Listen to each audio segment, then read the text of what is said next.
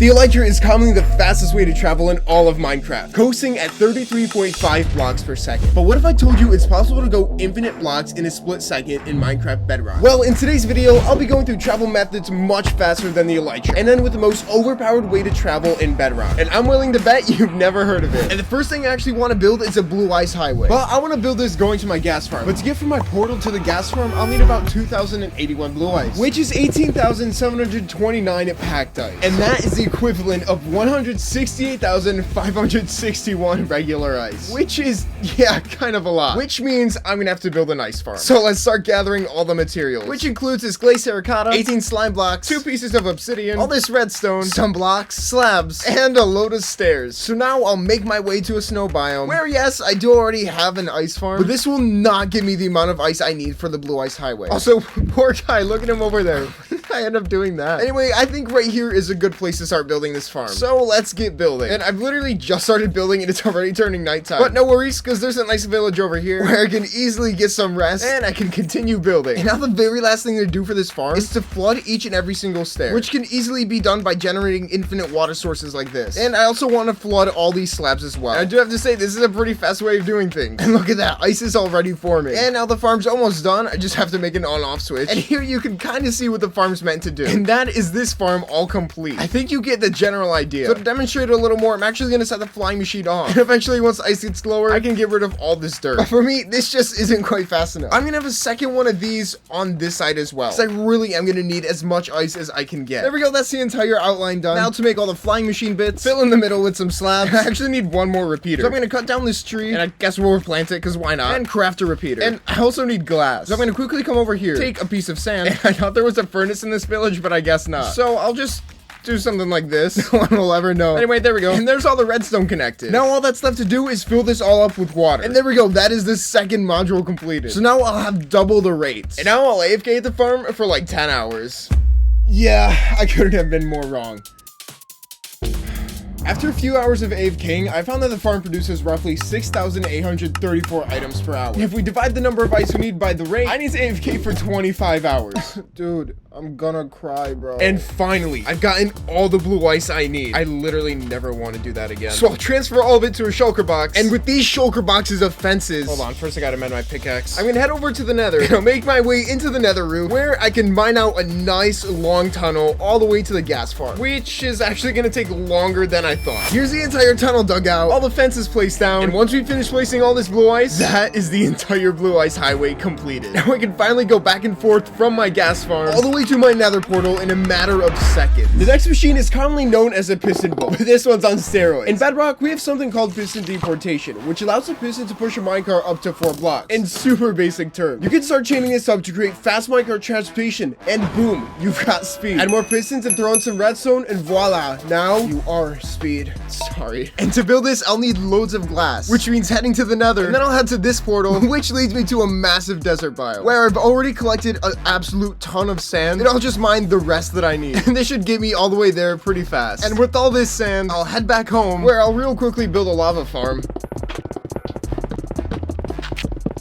And here we go. This is super simple and also super fast. It's also kind of mostly a glitch, which is kind of nice, not gonna lie. Yeah, I'd say that's a good amount of lava. So we'll add all this to the super smelter. And while all that's melting, I want to build a redstone farm. That's because this build will require a ton of redstone that I don't have. I have all the materials I need in this shulker box. So once again, we'll go to the nether, build a portal at these coordinates. Oh, and here we go. It's led me right on top of this witch hut. And I'm actually gonna break this and move it over a little bit. That way it's not in the way of me building. And the first thing to do is actually cover up all this water, which I'm gonna mine a ton of grass for, just so I don't have to use up my stone. From here, I'll pillar 42 blocks up, and all the way up here, we'll make a nice little AFKing area. I'll get rid of all these blocks, and we'll start actually building the farm. This is honestly super easy. And after throwing this trident into this hole, the farm is more or less complete. And hopefully, if we go up here and stand for a little bit, we should have witches spawning at the very bottom. The tinted glass kind of makes it really hard to see, but you know, hopefully something's actually spawning down there. I know it's so hard to see, but you can actually see a witch in there. Also, I'm gonna actually real quickly fix up this roof. Anyway, now that I know that the farm works, I want to create a storage system underneath, which means I'll need to mine out a little bit of this grass. I'll add a hopper minecart under the spawning spot, and here we'll create the item sorters, and that should be the entire item filter done. I just need to add filler blocks in each of these hoppers, and then I'll fill the empty gap with the items that I want going into these chests. And there we go. Now the farm is completely done. Here I've got an auto crafter, so all the redstone dust will turn into blocks. That way it just saves on a lot more storage space. So now we'll turn on the trident killer, fly up to the AFK platform, and see how much redstone we get from this farm. And after a little bit of AFK, I think that is enough redstone. And all the way back home, all this glass should be done smelting. And now that I've gathered all of that, I think it's time that I actually start crafting all the items I'm gonna need.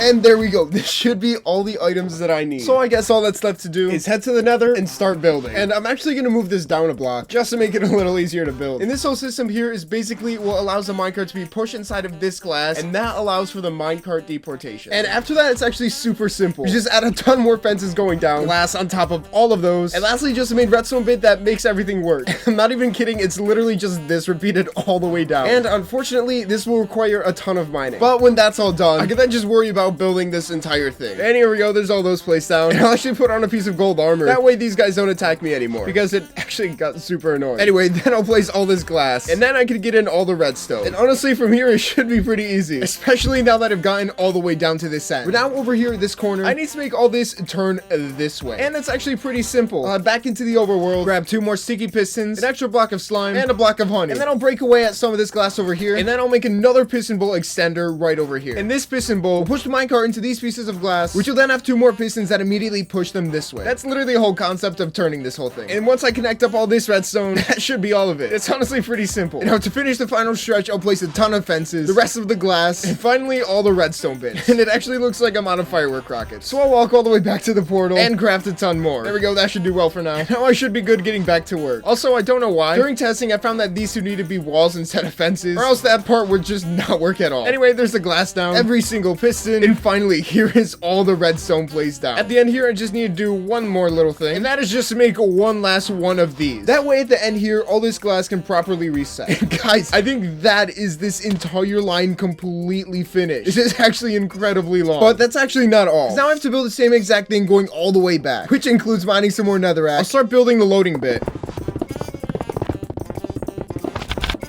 Then I can place all the fences, then all the glass, and build up all the redstone bits. And finally, I am done with the entire thing. That means that this entire piston bolt is finally completed. The corner here was pretty simple to do. It was just a copy of this one over here. And for some reason, the piston bolt actually broke every time it came into this chunk. So this entire portion can be mined up and completely destroyed, which isn't too bad, you know. Now I have just a ton of extra items I could use for something else. So I'll get in the minecart, click the lever, and we're off. This is actually so fast, but there is kind of an issue, and unfortunately it's not really one that I can fix. Basically, due to the crazy lag as a result of playing on an iPhone 12, it's hard for the game to render all the chunks as fast as this pushes me. Because of that, in some cases I will stop right before a chunk and break the entire machine. So all in all, yeah, this is actually kind of really unreliable, and to be honest, I think I'll barely be using this to get around anyway. Theoretically, it should work with no problem. It's literally just because I'm playing on the most trashy device right now. But anyway, at the end over here, I want to build another portal, and that leads me to this village. That was actually something I want to do over here, but you guys will have to wait till another video to find that out. But anyway, now it's time to head on to the Snow Skipper. Yeah, kind of a lame name, I'm not gonna lie. And it's finally time to build what you've all been waiting for. The machine that'll take me any distance I want in a split second. And this is it. This is the Snow Skipper. Of all the things I built today, this is ironically the easiest to build, but also has the most insane result. All I need is some redstone and a bunch of snow golems. Now, the redstone shouldn't be a problem because you know, I built a whole farm for that. And for the snow golems, I have an absolute ton of snowballs down here. Now, it's all the other redstone components that might be a little bit of an issue. But all in all, they shouldn't be too hard to get. And that'll require 62 sticky pistons, some observers, and just a bunch of other stuff. And that'll include all of these items, and also some 30 minecarts. Yeah, I know, it's a lot. But with all these minecarts, and also a ton of blocks, I can finally start building the machine. And to do that, I'll fly far away from my house, which may seem counterproductive. But for one, the machine machine causes a lot of lag, and it can also only go in one direction. So right here is perfect, which will require me to dig out a little bit of this ground. And what I have here is basically what you saw earlier, except obviously this isn't all it's gonna be. I'm gonna have this same thing stacked 14 more times upwards. So I guess I better get to work. And don't worry, I'll explain everything when I'm finished. And there we go, there's all 15. Now it's time to add in all the snow golems, which I actually need to remove all this carpet for, so that I can slowly drop this snow golem safely all the way down to this bottom layer. And here, I've gotten pretty far with the snow golems, but I only have 9 more pumpkins, and I'm gonna need a lot more. And that may be down to a few casualties we had, but you know, whatever, that doesn't really matter. Anyway, I planted a bunch of pumpkin seeds here, but they're growing so slow. So I think my best bet is to fly around in hopes of finding a pumpkin patch, like this one over here. And I'm gonna need to shear those at some point, so might as well do it now. And with those pumpkins, I was able to finish up every single layer. This right here is 15 snow golems. The way this works is when the pistons extend, the snow golems will create snow layers, which will then fall on top of these cobwebs. Somehow, don't ask, I really don't know. These cobwebs will keep the snow layers in a partial stasis, as the snow layers slowly fall through them. And while the snow layers are in the cobwebs, if you power a piston that's right here, it'll for some reason push them all out this way. Let me just show you a little bit of this. I'll remove the torch, it'll start going. When I place it back, there, a ton of snow is just pushed this way. Now, the longer you run the machine, the more snow layers will fall into the cobwebs, and then the farther the snow will get pushed. You can kind of see some remnants of the snow all the way down there. And this might seem pretty useless, but the thing that makes it really good is that it can also push entities alongside it. That includes things such as minecarts, mobs, and even players. And yeah, this is where the transportation kind of comes into play. If you stack these modules like I've done here, you can get more snow to pile up faster, ultimately increasing your distance and decreasing the time to get to that distance. Now, that is a super basic explanation of what a snow skipper is. If you want a much deeper dive, I recommend looking at Captain Zap's video. He is the original mastermind behind this whole thing. The links to his snow skipper videos will be in the description. And now to build the rest of this, I have to mine out all this grass. Now, as I explained, snow will fall into these cobwebs, but the snow layers will actually despawn or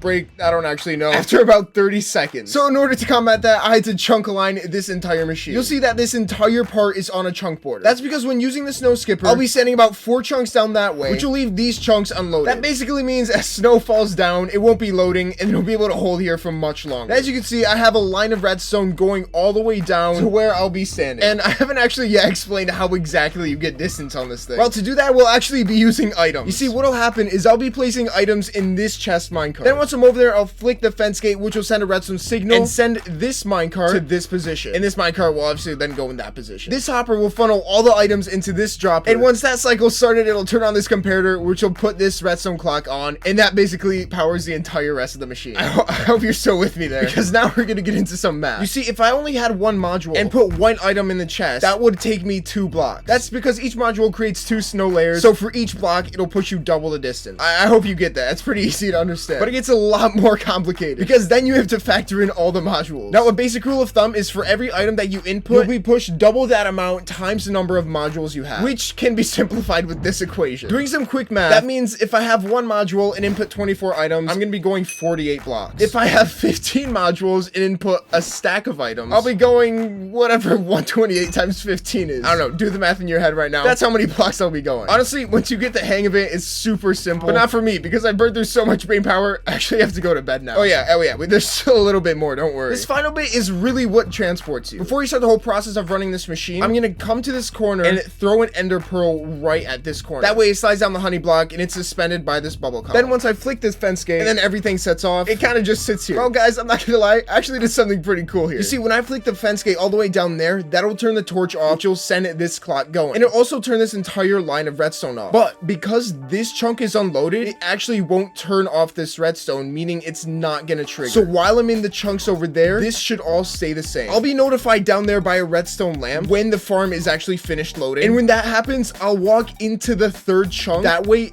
these chunks are now loaded. If this is confusing, don't worry. I'll be using it later so you guys will be able to see, like, firsthand how it works. Anyway, because I'm loading these chunks and then this copper bulb is turned off, this comparator will then turn off. And then it'll turn all of these off until it gets to this observer. And that's when the ender pearl is launched into the cobwebs and the piston pushes the snow. Again, sorry if that was really confusing. I highly recommend watching Captain Zap's video on this. He explains it a lot better than I do. Also, sorry about that. I forgot I had this thing on. And I would finally use this snow skipper, but there's only one little problem. That's the fact that this only goes one way. That means, yeah, I can get to my destination, but I need a way back. So yeah, I actually have to build this entire thing again, all the way down there. And I just remembered I never actually told you guys where this was gonna be. So I'm actually trying to get this to go all the way to the witch farm. And right about here is where things should go. And finally, I've completed completed the entire thing. And I've kind of fenced off the area and placed a ton of torches around. That way no mobs can possibly get to these guys and kill them or something. I don't know, ruin the machine in some way. And before I show you guys how I'm able to travel infinite blocks in just a second, there's one more thing that I need to do to make sure my game doesn't make like an ocean gate and, well, you get it. It would be bad. And what I'm going to do is dig a line out of the ground and place lava in it. And I have to do this going all the way down to the other machine, which is literally almost 4,000 blocks away. And let's maybe not start a forest fire real quick. And where there's water, I'll have to use blocks to build over it and do something kind of like this. You'll see why I'm doing this in a bit. And this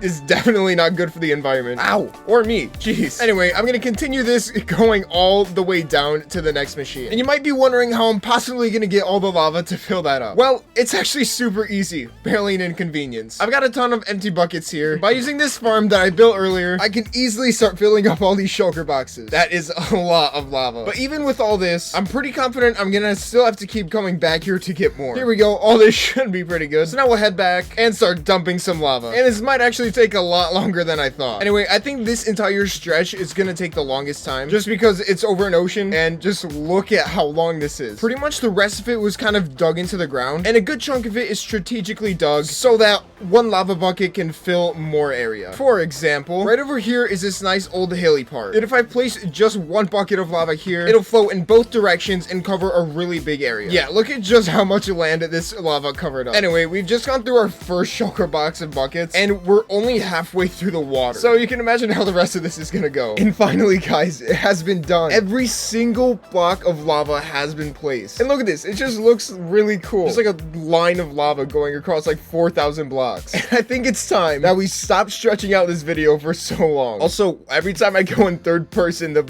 snow golem's heads are black. That's, okay.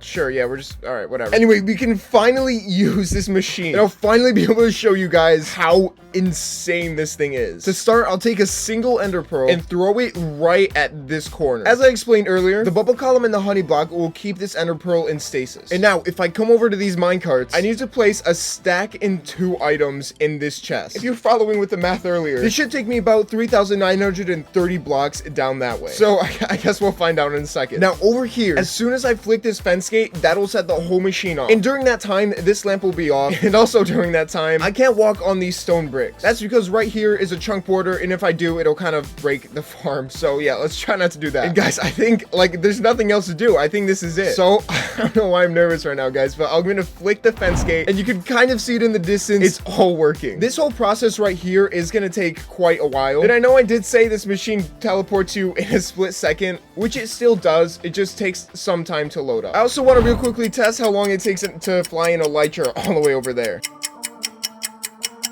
And you can see it's already starting to lag on this end too. I mean, look at that. Things are going so slow.